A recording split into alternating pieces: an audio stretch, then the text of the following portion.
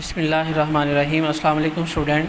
10th biology का unit 1 का lecture continue था और हम अभी तक पहुँचे थे डिसऑर्डर ऑफ रेस्पिरेटरी सिस्टम में नमूनिया तक, और आज हम डिस्कस करेंगे अस्थमा को। ठीक है जी। तो अस्थमा कौन सी डिसऑर्डर है रेस्पिरेटरी सिस्टम की, आज हम इसमें यही जानेंगे जी। तो अस्थमा को आम ज़ुबान में दमा कहते हैं, यानी दमे का मर्ज़ कहते हैं, जिसमें सांस रुक जाती है। ठीक है बेटा, asthma is a form of allergy in which there is inflammation of the bronchi. ये एक तरह की एलर्जी है जिसमें ब्रोंकाई में सोजश हो जाती है। ठीक है। More mucus produce and narrowing of airways, इसमें ज़्यादा म्यूक्स बनता है और हवा की नालियों में सुकड़ाव या तंगी पैदा हो जाती है। ठीक है। तो इसके अलावा बेटा दमा के मरीज़ में ब्रोंकाई और ब्रोंक्यूल्स एलर्जी पैदा करने वाले मुख्तलिफ अवामल होते हैं। ठीक है, यानी एलर्जी काजिंग फैक्टर जिसे हम कहते हैं। उसमें डस्ट है, स्मोक है, परफ्यूम है, पोलन ग्रीन्स हैं। ठीक है, इसमें से किसी चीज़ से भी उसको एलर्जी हो सकती है। तो when expose to any of such allergy, अगर इसमें से कोई जब ऐसी किसी एलर्जी से सामना होता है तो हसास हवा की जो नालियाँ हैं फौरी तौर पर गैर मामूली उसमें रिस्पॉन्स शो करती हैं, रद्दअमल देती हैं और सिकुड़ जाती हैं। ठीक है, इसे आप डायग्राम में देख सकते हैं। ठीक है। तो इस हालत में मरीज़ को सांस लेने में मुश्किल होती है। ठीक है जी। अब इसकी बात आ जाती है बात सिम्टम्स की बेटा। ठीक है, कोई भी डिज़ीज़ आप पढ़ रहे हैं तो सबसे पहले आप उसकी इंट्रो को पढ़ेंगे कि वो बीमारी किस पार्ट को या किस हिस्से को मुतासिर करती है, उसके बाद उसकी सिम्टम्स हैं और फिर उसके बाद उसकी ट्रीटमेंट है। ये 3 सेगमेंट हैं किसी भी डिसऑर्डर को पढ़ने के।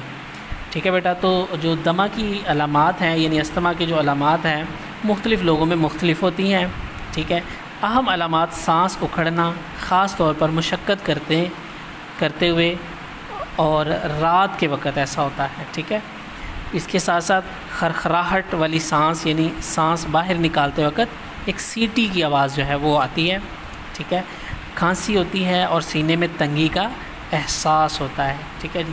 तो दमा के इलाज में ऐसे केमिकल दिए जाते हैं जिनमें ब्रोंकाई और ब्रोंक्यूल्स को खोलने की सलाहियत होती है। ठीक है। तो बेटा सिम्टम्स तो हो गई। ठीक है, अब बात इस पर हो रही है कि इसका जो है वो ट्रीटमेंट क्या है। तो इसके ट्रीटमेंट में बेटा ऐसे केमिकल्स यानी ऐसी अद्वियात जो है वो दी जाती हैं पेशेंट को जिसमें ब्रोंकाई और ब्रोंक्यूल्स को खोलने की सलाहियत होती है।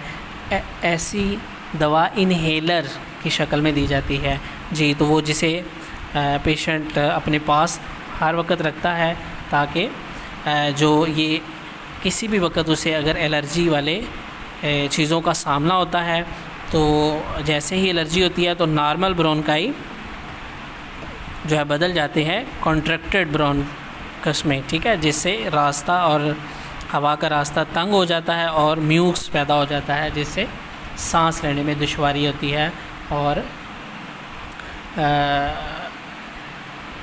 इंसान को जो है वो सीने में तंगी का एहसास होता है। ठीक है, एक दबाव महसूस होता है।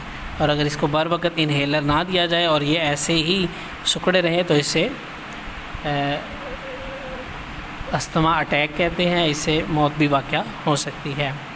ठीक है बेटा। तो ये था हमारा अस्थमा और उसकी डिटेल। होप्सो आपको इसकी समझ आई होगी